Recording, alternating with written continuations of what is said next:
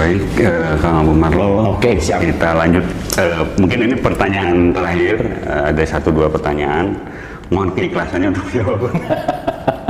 Oke, siap. Gini, Kang Abu Marlo kan sering membahas. Tadi sempat membahas masalah penyaksian ya, menyaksikan dan sebagainya. Dan Kang Abu Marlo pun di channelnya sering membahas apa yang disebut dengan apa itu musyahadah dan musyakafah. Tolong dijelaskan kepada kami secara detail juga tentang makna dari kiamat itu. Mangga Kang Abu Marlo waktunya. Wah, ini pertanyaan berat banget sih.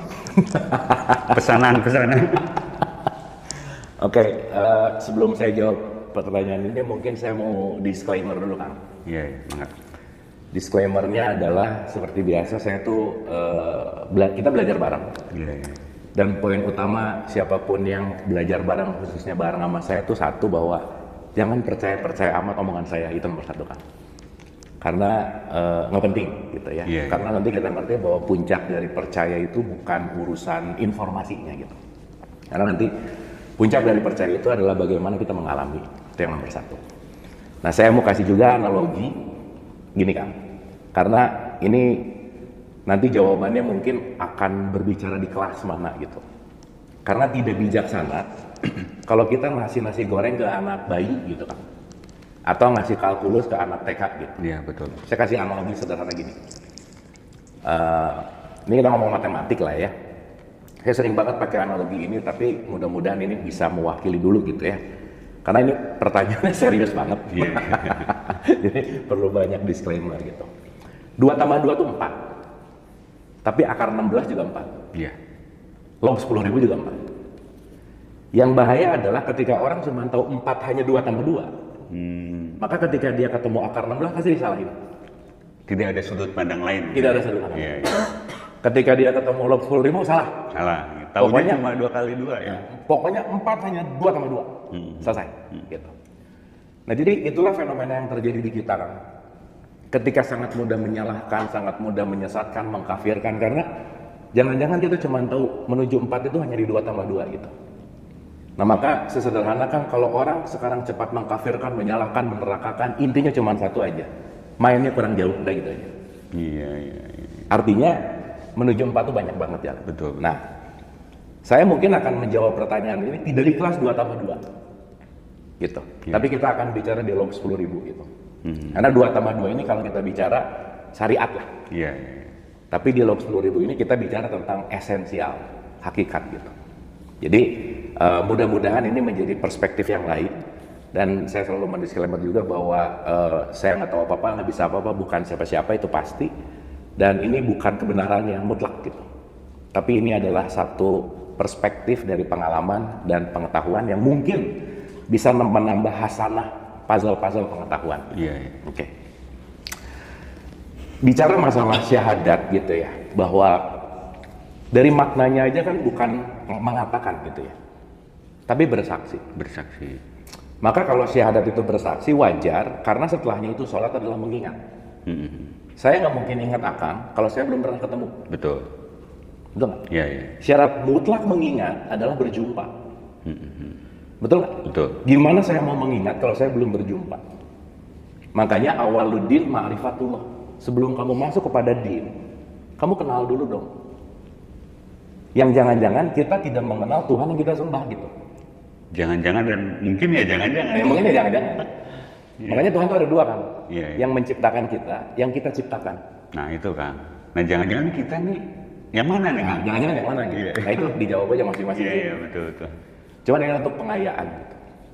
Nah, sekarang yang jadi pertanyaan adalah dalam esensial syahadat itu kan ada 2 paragraf sebenarnya. Ini kalau di kelas saya bahasnya sekitar 8 pertemuan sih, Kang. Iya. Jadi mungkin ini kita bicara sesimpel-simpelnya, tapi kita mengambil esensi gitu. Oke. Aku bersaksi kan, tidak ada ilah selain Allah. Katakanlah begitu. Iya.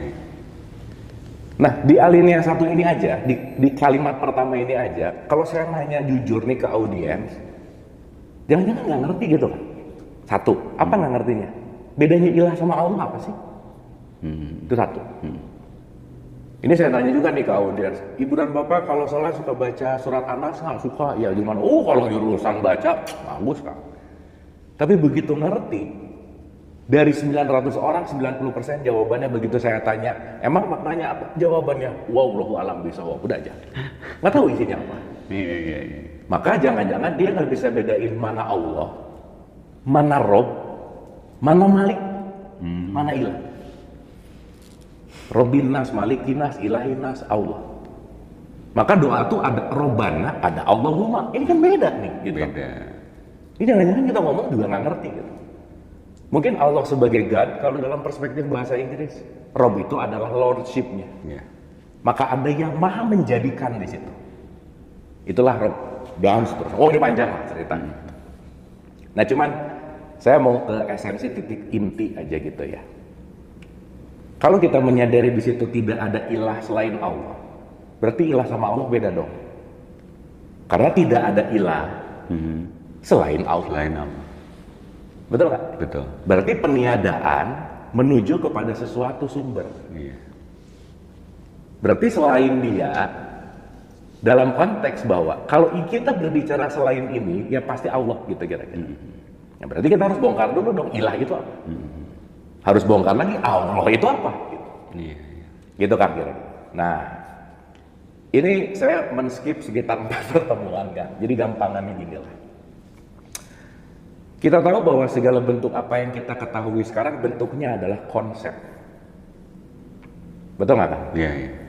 Saya pakai baju warna hitam karena kita sepakat kalau ini adalah hitam.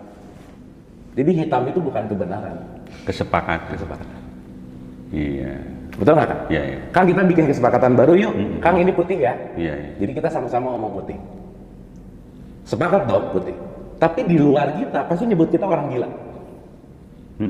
Betul nggak? Karena dia tidak memiliki kesepakatan. Dia nggak tahu kesepakatan. Betul. Ya. Makanya kalau di kelas ada 10 orang, 9 gila, 1 waras. Yang waras itu jadi orang gila. Karena minoritas. Karena minoritas.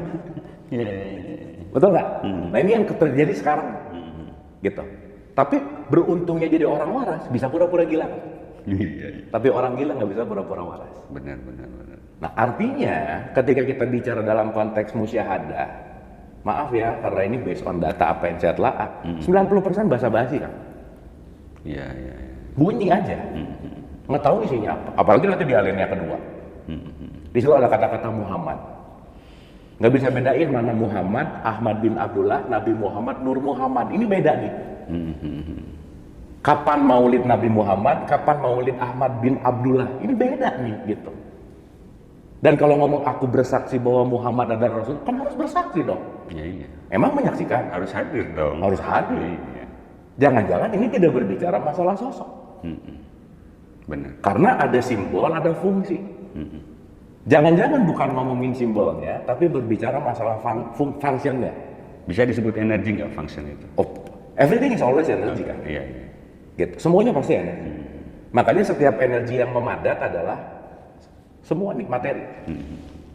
Berarti kan kalau di Quran di surah 24 ayat 35 ada kata-kata Allahun Nur, aku adalah cahaya, aku adalah sumber. Berarti semua ini datang dari sumber dong. Betul nggak? Iya. Berarti kalau semua ini datang dari sumber, ya semua adalah bagian dari dia dong. Iya. Terus susah banget orang melihat Tuhan sekarang. Nyari Allahnya jauh gitu. Padahal Allah itu real kan. Lah, gimana nggak real? Ya, Orang arti Allah itu adalah realitas. Iya. The reality gitu loh. Makanya kalau kita melihat dari semua penciptaan, katakanlah Allah ini adalah lautan, semua yang terjadi ini adalah percikannya. Kita tuh tetesan-tetesan ya semua. Iya. Dan kita nggak perlu minum satu lautan untuk tahu asinnya lautan. Satu tetes cukup. Berarti kita ini semua percikannya. Maka dialah yang awal dan dialah yang akhir. Iya. Berarti mulai make sense dong. Dialah yang zahir, dialah yang batin. Maka sifat nomor 1 wujud. Kayak kita ini. Lah, sekarang pertanyaannya kalau dia wujud, nah gimana? Kok susah amat gitu loh, orang dia wujud. Kok dibikin sulit, kok dibikin seolah-olah jauh gitu. Padahal alamatnya udah dikasih, 57 ayat 4. Aku bersama kamu di mana saja kamu berada. Surat 2, 186. Ketika hamba-hambaku bertanya tentang kamu, aku dekat. Surat 50 ayat 16, aku sedekat dengan urat nadimu. 58 ayat 7, kalau orang bertiga yang keempatnya aku. Gimana dong? Berarti jangan-jangan kita tidak mengerti Allah itu apa. Karena kita terlalu sibuk dengan Allah itu siapa, gitu loh Pak. Iya. Apanya nih dilewatin gitu. Allah itu yang kita buat, kita terlalu sibuk di situ. Iya. Nah, jadi secara sederhana bahwa semua yang kita lihat ini adalah percikannya dia. Tapi semuanya ini bukan dia. Ya, sip. Luar biasa. Nggak bisa. Kenapa? Karena kita ini puzzle. Kita ini akan satu puzzle, saya satu puzzle. Ketika disatuin jadi big picture, itulah Allah. Nah, sempat kami bahas bahwa kita ini bisa nggak? Kita ini adalah co-kreator. Ya. Kesadaran kolektif itulah kreatornya. Iya. Tapi co-kreator juga kan siapa yang kita harus bedain dulu. Kita ini orang atau manusia? Iya. Itu dulu. Karena yang jadi co-kreator itu bukan orangnya, tapi manusia. Karena kalau kita hanya jadi orang, kita hanya wujudnya seperti ini, tapi kesadarannya belum masuk kepada manusia. Betul. Makanya seorang manusia, bukan semanusia orang. Karena kalau orang, kesadaran rendahnya, katakanlah kita bicara, otak kita tuh punya ada reptilian brain, ada limbic system, ada prefrontal cortex. Kalau kita masih menggunakan level di mana kebinatangan, makan, minum, reproduksi. Quran ngomong, apa bedanya dong kamu sama binatang ternak? Berarti belum jadi manusia dong. Makanya Quran itu berbicara dari sapi betina menuju anas. Dari kebinatangan menuju kepada kemuliaan. Makanya yang paling banyak ayat tuh di situ gitu. Singkat cerita itu panjang gitu. Nah, tapi poinnya adalah kalau kita mulai menyadari bahwa ilah ini konsep kan, Allah ini realitas. Jadi kalau kita mulai menyadari bahwa oh ini tetesan lautan, begitu saya makin melihat mata orang saya melihat akan sebagai nama. Tapi kalau saya melihat dengan kesadaran, saya sudah tidak lihat nama. Yang aku lihat adalah isinya. Kelas 2 tambah 2 ngelihat sosok, akar 16 ngelihat esensi, log 10.000 ngelihat super esensi. Masya Allah. Contoh Pak, ada orang kelas 2 tambah 2 sama ada orang log 10.000 lagi bareng. Di depannya lagi ada seorang ibu menyusui anaknya. Orang dengan kesadaran rendah, si 2 tambah 2 ngelihat, oh ibu-ibu nyusuin anaknya. 2 tambah 2 kelihatan. 2 tambah 2 itu, ya. Tapi log 10.000 beda. Ketika si 2 tambah 2 ngelihat, oh si ibunya gini, anaknya gini, lagi menyusui. Wah dia sibuk di situ gitu.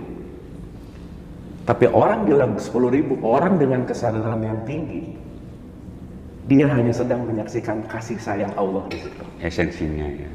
Yang dia saksikan adalah Rahman Rahim di situ. Aku menyaksikan Rahman Rahim tuh.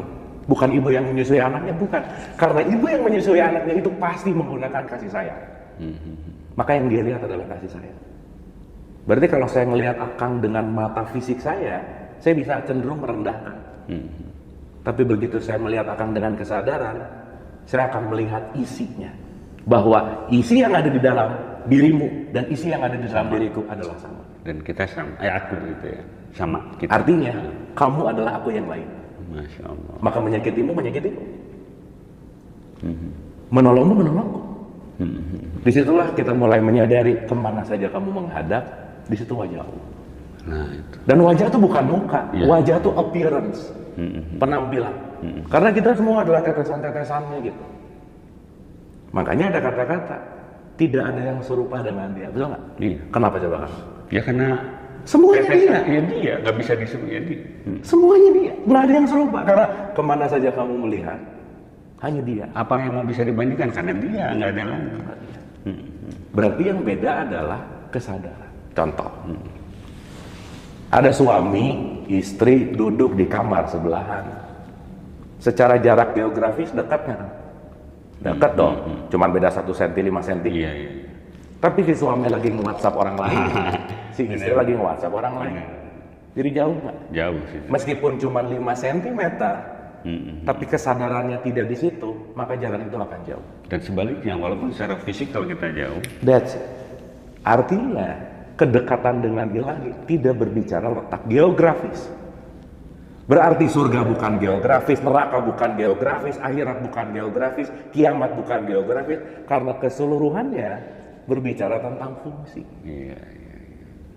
Gitu kan? Nah, susah nih cerita di kelas 2+2 untuk gini. Karena mereka sudah punya patokan bahwa kalau ini pasti begini. Kira-kira. Pasti sih gitu. Udah selesai. Nah, saya balik nih. Nah, berarti kalau udah mulai ngerti nih, oh ada cahaya, cahaya adalah energi, energi memanas jadi materi, berarti setiap materi adalah part dari energi. Maka semua semesta adalah vibrasi, nggak bisa nggak? Yes. Maka everything is always vibration kan gitu kan. Nah, berarti yang kita lihat kan adalah dia sebenarnya. Tapi yang kita lihat bukan konteksnya bahwa, contoh lah ya, satu tetes itu bagian dari satu lautan. Maka ketika si tetes kembali ke lautan, tetesnya hilang. Iya. Berarti ya kita bukan dia, tapi dia mewujud menjadi kita. Nah, kita mau mengambil potensi ini nggak? Yang menyadari keberadaan dia, jadilah co-kreator. Itulah disebut khalifah.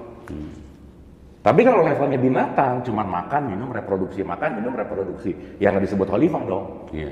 Quote and quote ya. Dan itu bukan buruk, enggak. Karena semuanya ekosistem. Betul. Makanya kita mengawali dalam konteks yang namanya evolusi kan. Oh, nanti kita bisa cerita lah tentang evolusi. Nah, singkat cerita adalah tidak ada ilah. Saya sederhanakan gini lah kan. Tidak ada konsep kecuali Allah. Allah adalah realitas. Realitas itu adalah now di sini saat ini. Present momennya. Present. Jadi mau konsep apapun yang ada hanyalah realitas yang terjadi. Maka orang yang menerima realitas berarti dia berserah total kepada realitas, betul nggak? Betul. Itulah disebut Islam. Salim ya. Salim. Maka indallahil Islam bukan kata bukan. Kamu menerima realitas nggak? Karena yang membuat kita sulit menerima realitas adalah konsep. Saya mengatakan bahwa ini buruk, saya nggak terima. Ilah tuh. Oh, syahadat dong. Contoh kan, kita pakai bahasa yang gampang aja. Saya besok punya cita-cita jualan. Saya sudah punya ekspektasi. 10. Lakunya 1. Kecewa nggak? Ya, secara itu. Betul nggak? Karena ekspektasinya 10. Realitasnya 1. Kalau saya begitu realitasnya 1 dan saya kecewa, berarti saya kafir nggak Islam. Karena saya tidak menerima realitas.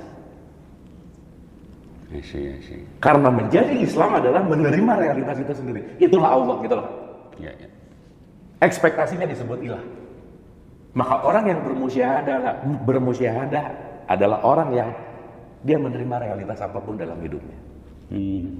Mau kondisi susah ya menerima, alhamdulillah. Mau kondisi senang ya, dia menerima. Maka sebelum Anas ikhlas dulu. Jadi ikhlas itu sebetulnya bukan menunggu kita menderita dulu, bisa dikedepankan gitu ya. Ikhlas itu kunci. Iya. Kadang orang kan gini, baru menderita dulu sampai titik darah penghabisan, baru timbul keikhlasan. Oh, boleh sih. Iya. Kadang kita perlu kejeduk untuk sadar punya kepala. Betul. Tapi masa mau kejeduk terus? Betul. Gitu. Nah, di situ nanti proses pertumbuhan. Lebih cerdas lah kesadaran. Nah, jadi sesimpel. Ketika kita masih sulit menerima realitas, ya belum syahadat lah namanya. Berarti saya masih tidak menerima ini. Makanya kalau kita mencari happiness, itu rumusnya adalah realitas dibagi ekspektasi. Rumusnya. Maka apapun yang menjadi ekspektasi kita pasti akan membuat kita nggak bahagia. Contoh kan, realitasnya 100, ekspektasinya 10, tetap happinessnya 10, betul nggak? Iya. Terus gimana caranya buat kita selalu happy kalau gitu? Bikinlah ekspektasi 0. Iya. Unlimited. Maka segala sesuatu dibagi 0 pasti nggak terbatas. Tidak terbatas. Sip. Itulah Islam. Mengenolkan ekspektasi. Itu syahadat gitu. Nah, kita ngomong praktikal aja kan, karena ngobrol kesini tuh panjang. Insyaallah. Apalagi kita ngomongin yang kedua aja nih. Wah, yang keduanya panjang lah. Tapi sesimpel bahwa bermusyahadah adalah kita bisa hadir utuh di sini saat ini, menerima present moment. Karena yang paling nyata dalam hidup itu yang sekarang. Iya. Dimana kita terhijack oleh masa depan, masa lalu, masa depan, masa lalu, yang kita akhirnya tidak bersyukur di sini saat ini. Iya. Gitu kan. Luar biasa. Simpelnya gitu ya Kang ya. Iya. Alirannya kedua ya kapan-kapan ya. Karena Iya, ngomongin Muhammad ini mau panjang. Iya. Panjang. Dah. Terus saya ngomongin. Sekarang saya tanya.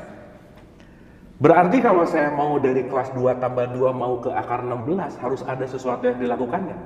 Iya dong. Iya. Saya harus melepaskan pengetahuan saya. Mengkosongkan. Nah, mengosongkan itu adalah menghancurkan untuk membangkitkan. Maka Al-Qiyam, oke, nyambung ke situ ya. Al-Qiyam itu paradoks bahwa setiap pada kebangkitan harus ada kehancuran. Seimbang ya.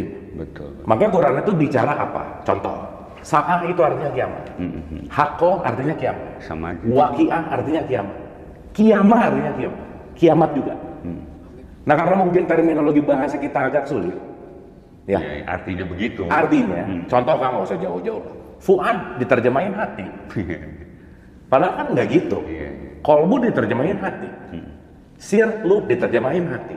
Nah ini antara haqqo, waqi'ah, qori'ah, sa'ah, kiamah, semua terjemahannya kiamat. Dan sudah menjadi stigma bahwa kiamat hancur. Gitu kan? Nah, tapi kalau kita mau bicara di log 10.000, Al-Qiyam itu nggak ada urusannya sama hancur fisik. Nggak ada urusan. Contoh kan, ini mungkin kita bicara, mungkin pernah sering dengar ya, kiamat kecil, kiamat besar. Misal, tsunami Aceh, saya nanya, kiamat kecil? Iya lah, nontonnya di TV. Betul nggak? Buat yang mengalami gede banget loh. Iya, nggak ngerasain. Itu realitas. Benar. Gitu. Analoginya seperti itu ya. Sesimpel. Berarti itulah kenapa disebut qiyamul lail. Bangkit di tengah malam. Bukan hancur kan? Ya, lucu kan disuruh hancur di tengah. Siapa yang mau? Tapi untuk bangkit kamu harus menghancurkan kemalasan. Ego, kemalasan. Gitu kan? Nah artinya kalau kita telah Al-Qiyamah itu ngomonginnya nafs kok, jiwa kok. Di situ ada konteks yang namanya lawamah. Konteksnya berarti berbicara dalam konteks bukan as a physical atau kehancuran fisik gitu kira-kira. Sesederhana kan. Begitu per saat ini kita mendapatkan sesuatu kan gini ya, ada vokal dan ada konsonan kan. Kata-kata tanpa vokal itu nggak ada roomnya kan. Yes, itu yang. Yeah. Dan begitu kita menerima vokal yang terakhir, ini adalah penerimaan total di mana kiamat itu adalah vokal yang terakhir. Apa maksudnya? Kalau masih belum, ngeluh tuh. Masih tuh. Sakit tuh. Bully. Agak-agak nyinyir. Tapi kalau udah, Iya, paham. that's it. Gitu tuh. Ini nih yang disebut kita mengalami Al-Qiyam tadi. Saya mendapatkan sesuatu yang baru, yang sebelumnya saya nggak tahu, yang sebelumnya saya nggak ngerti. Disitulah nanti kalau lebih dalam lagi, saya mendapatkan keganjilan di situ kan. Makanya disebut malam yang ganjil, nanti kaitannya sama Lailatul Qadar gitu. Ya, di situ mendapatkan malam 1000 bulan. Bulan itu cahaya yang terang benderang. Apa wujudnya? Aha momen tadi kan. That's it. Kiamat tuh orang. Karena dia pasti dapat sesuatu di situ. Ada kesadaran. Ada kesadaran begitu. Kiamat dia. Berarti ada sesuatu yang bangkit. Gitu. Maka Al-Qiyam kalau kita bicara dalam konteks apapun, maka nanti puncak kiamat itu adalah Sidratil Muntaha, puncak kesadaran. Maka perjalanan kita itu naik ke atas kan sebenarnya. Sampai menuju kepada puncak kesadaran itu. Maka setiap detik adalah kiamat bagi yang menyadari. Karena setiap detik adalah baru. Mungkin akan udah kesini nih puluhan kali kan. Tapi detik ini baru kan. Iya. Ininya baru. Emang pernah segini? Ini. Iya. Baru. Saya ngomong waktu masa lampau. Iya. Ini baru. Dan ini baru. Nah, gitu. Berarti kan semua selalu membaru. Kita tadi yang jam 7 malam bukan kita yang sekarang. Mau selnya berubah, pemahamannya berubah, kesadarannya berubah. Jadi kita selalu dinamis gitu kan. Pertanyaannya disadari atau tidak gitu. Iya. Gitu kan? Masya Allah, luar biasa. Semua dirangkum. Ada ini kawan-kawan semua bagi yang memang masih penasaran ya, izin kamu channel YouTube-nya apa? Saya lihat banyak channel juga, jadi nanti ada tingkatan-tingkatan yang tadi dari mulai 2x2 sampai mangga silakan pilih mau yang mana. Ya oke. Channel YouTube saya itu ada di Abu Marlo dan di situ juga ada SIY Inspiratif. Di SIY Inspiratif itu ada Dialog Positif Plus. Ada 3 fakir juga tuh teman-teman, kalau mau bicara log 10.000 ada di 3 fakir di situ, dan mungkin teman-teman bisa menyelami 2 channel ini dan banyak lah saya rasa hal yang bisa kita pelajari bersama di situ gitu. Gitu kan. Terima kasih, waktunya sangat luar biasa. Jadi waktu juga nggak terasa, padahal kita ini dalam kondisi yang memang, tapi sebenarnya mungkin energi yang berbeda ya. Sekali lagi terima kasih, mudah-mudahan ini terus nyambung, Kang Abu Marlo bisa bersinergi terus dengan Haji Roso. Selalu open, selalu terbuka karena kita saatnya untuk selalu berkolaborasi. Baik. Terima kasih Haji Roso, saya sangat terhormat diundang di sini. Sukses terus channelnya dan selalu memberikan keberkahan dan kebermanfaatan. Terima kasih. Thank you. Terima kasih.